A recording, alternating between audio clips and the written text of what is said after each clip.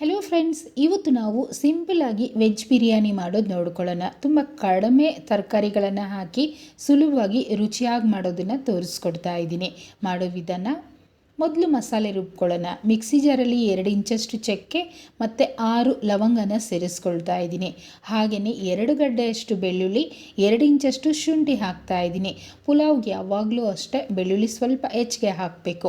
ಹಾಗೆ ಖಾರಕ್ಕೆ 8 ಅಥವಾ 9 ಹಸಿಮೆಣಸಿನ್ಕಾಯಿ. ನಾನು ಬೇರೆ ಖಾರ ಹಾಕಲ್ಲ, ಅದರಿಂದ ಹಸಿಮೆಣಸಿನ್ಕಾಯಿ ಹೆಚ್ಚಿಗೆ ಸೇರಿಸಿದ್ದೀನಿ. ನಂತರ 2 ಈರುಳ್ಳಿ ಕಟ್ ಮಾಡಿಟ್ಟಿದ್ದೀನಿ. ಅದರಲ್ಲಿ 1 ಈರುಳ್ಳಿನ ರುಬ್ಬೋದಕ್ಕೆ ಸೇರಿಸ್ಕೊಳ್ತಾ ಇದ್ದೀನಿ. ಮಿಕ್ಕಿದ್ದನ್ನು ಒಗ್ಗರಣೆಗೆ ಸೈಡಲ್ಲಿ ಎತ್ತಿಟ್ಕೊಳ್ತೀನಿ. ಹಾಗೆ 1 ಹಿಡಿಯಷ್ಟು ಕೊತ್ತಂಬರಿ ಸೊಪ್ಪು, ನೀವು ಇಷ್ಟಪಡೋದಾದರೆ ಪುದೀನ ಸೊಪ್ಪು 1 ಹಿಡಿಯಷ್ಟು ಸೇರಿಸ್ಕೊಳ್ಳಿ. ನೀರನ್ನು ಹಾಕಿ ನುಣ್ಣಗೆ ರುಬ್ಕೊಳ್ಳೋಣ. ನಂತರ ನೋಡಿ, ತರಕಾರಿ ನಾನು ಇಷ್ಟೇ ತೊಗೊಂಡಿರೋದು. 2 ಆಲೂಗಡ್ಡೆ ಸಿಪ್ಪೆ ಸಮೇತ ದೊಡ್ಡದಾಗೆ ಕಟ್ ಮಾಡಿ ತೆಗೆದಿಟ್ಕೊಂಡಿದ್ದೀನಿ. ಸಿಪ್ಪೆ ಬೇಡ ಅಂದರೆ ನೀವು ಕಟ್ ಮಾಡಿಬಿಡಿ. ಹಾಗೆ ಅರ್ಧ ಕಾಲಿಫ್ಲವರನ್ನು ತೊಗೊಂಡಿದ್ದೀನಿ. ಬಿಸಿನೀರಲ್ಲಿ ನೀಟಾಗಿ ತೊಳೆದಿಟ್ಟಿದ್ದೀನಿ. ಬಿಸಿನೀರಲ್ಲಿ ಕ್ಲೀನ್ ಮಾಡ್ಕೊಳ್ಳೋದ್ರಿಂದ ಹುಳ ಇದ್ದರೂ ಹೊಟ್ಟೋಗುತ್ತೆ, ಹಾಗೆ ಕೆಮಿಕಲ್ಸ್ ಏನಾದರೂ ಹಾಕಿದರೂ ನೀಟಾಗಿ ಕ್ಲೀನ್ ಆಗೋಗುತ್ತೆ. ಇದನ್ನು ಪಕ್ಕದಲ್ಲಿಟ್ಟು ಒಗ್ಗರಣೆ ಹಾಕ್ಕೊಳ್ಳೋಣ. ಕುಕ್ಕರ್ ಬಿಸಿ ಮಾಡಿ 4 ಅಥವಾ 5 ಸ್ಪೂನಷ್ಟು ಎಣ್ಣೆ ಹಾಕ್ಕೊಳ್ತಿದ್ದೀನಿ. ನೀವು ಬೇಕು ಅಂದರೆ ಬೆಣ್ಣೆನೂ ಸೇರಿಸ್ಬೋದು. ನಾನು ಲಾಸ್ಟಲ್ಲಿ ಬೆಣ್ಣೆ ಹಾಕ್ತಾಯಿದ್ದೀನಿ. ಹಾಗೆ ಗರಂ ಮಸಾಲ, ಸ್ಪೈಸಸ್ ನೀವೇನೇನು ಹಾಕಬೇಕೋ ಅದನ್ನು ಹಾಕ್ಕೊಳ್ಳಿ. 2 ಕಡ್ಡಿಯಷ್ಟು ಕರಿಬೇವನ್ನು ಹಾಕಿ ಇದೆಲ್ಲ ಚೆನ್ನಾಗಿ ಘಮ ಬರೋವರೆಗೂ ಫ್ರೈ ಮಾಡಬೇಕು. ಈ ರೀತಿ ಆಯ್ತಲ್ವ. ಈಗ ನಾವು ಕಟ್ ಮಾಡಿಟ್ಟಿರೋ ಅಂಥ ಈರುಳ್ಳಿನೂ ಸೇರಿಸ್ಕೊಳ್ಳೋಣ. ಹಾಗೆಯೇ 2 ಟೊಮೊಟೊನ ಹಾಕ್ಕೊಳ್ತಾ ಇದ್ದೀನಿ. ನೋಡಿ, ಟೊಮೊಟೊ ಮೆತ್ತಗಾಗಬೇಕು, ಈರುಳ್ಳಿನೂ ಬೇಯಬೇಕು, ಆ ರೀತಿ ಮಿಕ್ಸ್ ಮಾಡ್ಕೊಳ್ಳಿ.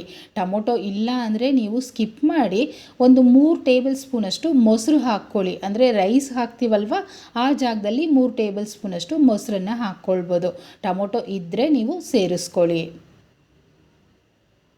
ಈ ಥರ ಆದ ನಂತರ ತರಕಾರಿನೂ ಹಾಕ್ಕೊಳ್ತಿದ್ದೀನಿ. ಅಂದರೆ ಎಣ್ಣೆ ಎಲ್ಲ ಬಿಟ್ಕೊಂಡ ನಂತರ ತರಕಾರಿ ಹಾಕ್ಕೊಳ್ಳಿ. ನೋಡಿ, ಕಡಿಮೆ ತರಕಾರಿನ ಹಾಕಿ ರುಚಿಯಾಗಿ ಮಾಡೋದು ತೋರಿಸ್ತಾ ಇದ್ದೀನಿ. 1 ಟೇಬಲ್ ಸ್ಪೂನಷ್ಟು ಧನಿಯಾ ಪುಡಿ, ಅರ್ಧ ಟೇಬಲ್ ಸ್ಪೂನಷ್ಟು ಗರಂ ಮಸಾಲ, 1/4 ಟೀ ಸ್ಪೂನಷ್ಟು ಅರಿಶಿನ ಹಾಕ್ತಾ ಇದ್ದೀನಿ. ಖಾರ ಹೆಚ್ಚಿಗೆ ತಿನ್ನೋರಾದರೆ ಈ ಜಾಗದಲ್ಲಿ ಅರ್ಧ ಟೀ ಸ್ಪೂನಷ್ಟು ಅಚ್ಕಾರದ ಪುಡಿ ಹಾಕ್ಕೊಳ್ಬೋದು. ಇದನ್ನು ಒಂದು ಸಲ ಮಿಕ್ಸ್ ಮಾಡ್ಕೊಳ್ಳೋಣ. ಹಾಗೆ ನಾವು ಮಸಾಲೆ ರುಬ್ಬಿಟ್ಕೊಂಡಿದ್ವಲ್ಲ, ಅದನ್ನು ಸಹ ಈ ಜಾಗದಲ್ಲಿ ಸೇರಿಸ್ಕೊಂಡ್ಬಿಡೋಣ.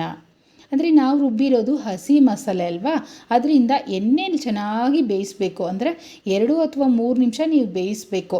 ನೀವು ಹಾಗೆ ಮಾಡಿ ನೋಡಿ, ಹಾಗೆ ಎಣ್ಣೆಲಿ ಬೇಯಿಸಿ ನೋಡಿ, ಎರಡರಲ್ಲಿ ಯಾವುದು ಡಿಫ್ರೆಂಟ್ ನಿಮಗೆ ಗೊತ್ತಾಗುತ್ತೆ. ಎಣ್ಣೆಲಿ ಬೇಯಿಸಿರೋ ಪುಲಾವ್ ಅಂತೂ ತುಂಬ ರುಚಿಯಾಗಿರುತ್ತೆ. ಅದರಿಂದ ಚೆನ್ನಾಗಿ ಫ್ರೈ ಮಾಡ್ಕೊಳ್ಳಿ. ಹಾಗೆಯೇ ಆ ಮಸಾಲೆ ಎಲ್ಲ ತರಕಾರಿಗೆ ಹೊಂದ್ಕೋಬೇಕು.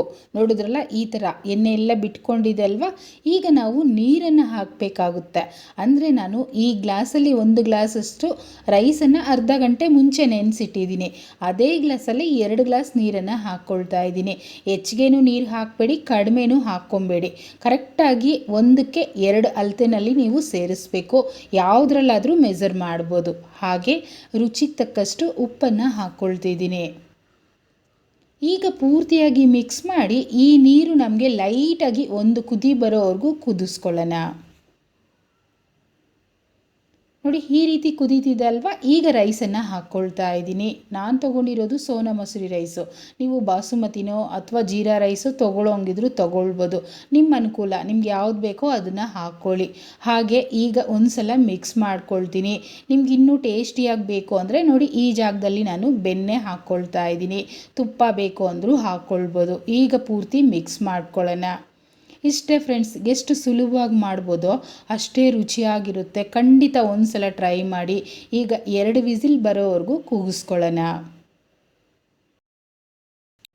ನೋಡಿ, ಈಗ ನಾನು ಓಪನ್ ಮಾಡ್ಕೊಳ್ತಿದ್ದೀನಿ. ವಾವ್, ಎಷ್ಟು ಸ್ಪೈಸಿ ಆಗಿದೆ ಅಲ್ವಾ. ನೋಡೋದಕ್ಕೇ ತುಂಬ ಬಿಡಿಬಿಡಿಯಾಗೂ ಇಲ್ಲ, ಹಾಗಂತ ಸಾಫ್ಟಾಗೂ ಅಲ್ಲ. ರೈಸು ಮೃದುವಾಗಿ ಮಲ್ಲಿಗೆ ಹೂವು ಬರುತ್ತಲ್ವ, ಆ ರೀತಿ ಇದೆ. ತಿನ್ನೋದಕ್ಕೆ ಅಷ್ಟು ಚೆನ್ನಾಗಿರುತ್ತೆ ಫ್ರೆಂಡ್ಸ್. ಬಿಸಿ ಬಿಸಿಯಾಗಿ ನೀವು ತಟ್ಟೆಲಿ ಹಾಕ್ಕೊಟ್ರೆ ತಟ್ಟೆ ಪೂರ್ತಿ ಖಾಲಿ ಮಾಡಿಬಿಡ್ತಾರೆ, ಅಷ್ಟು ರುಚಿಯಾಗಿರುತ್ತೆ.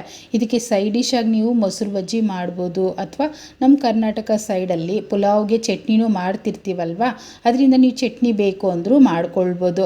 ಲಂಚ್ ಬಾಕ್ಸ್ಗೂ ಸಹ ನೀವು ಆರಾಮಾಗಿ ತೊಗೊಂಡೋಗ್ಬೋದು. ಒಂದು ಸಲ ಈ ಮೆಥಡಲ್ಲಿ ನೀವು ಮಾಡ್ಕೊಂಡು ನೋಡಿ, ಪದೇ ಪದೇ ಮಾಡ್ಕೊಳ್ತೀರಾ. ಕಡಿಮೆ ತರಕಾರಿ ಹಾಕಿ ರುಚಿಯಾಗಿ ಪುಲಾವ್ ಮಾಡೋದನ್ನು ಇವತ್ತು ನಿಮಗೆ ತೋರಿಸ್ಕೊಟ್ಟಿದ್ದೀನಿ. ಓಕೆ, ಈಗಂತೂ ನಾನು ತಟ್ಟೆನಲ್ಲಿ ಸರ್ವ್ ಮಾಡ್ಕೊಳ್ತೀನಿ. ಒಂದು ಸಲ ಈ ಮೆಥಡಲ್ಲಿ ಟ್ರೈ ಮಾಡ್ತೀರಾ ಅಲ್ವಾ? ಮಾಡಿ ಹೇಗೆ ಬಂತು ಕಮೆಂಟ್ ಮಾಡಿ, ಹಾಗೆ ಲೈಕ್ ಮಾಡಿ, ಶೇರ್ ಮಾಡಿ. ನಂತರ ಚಾನಲ್ನ ಸಬ್ಸ್ಕ್ರೈಬ್ ಮಾಡದೆ ನೋಡ್ತಿದ್ರೆ ಸಬ್ಸ್ಕ್ರೈಬ್ ಮಾಡ್ಕೊಳ್ಳಿ. Thanks for watching.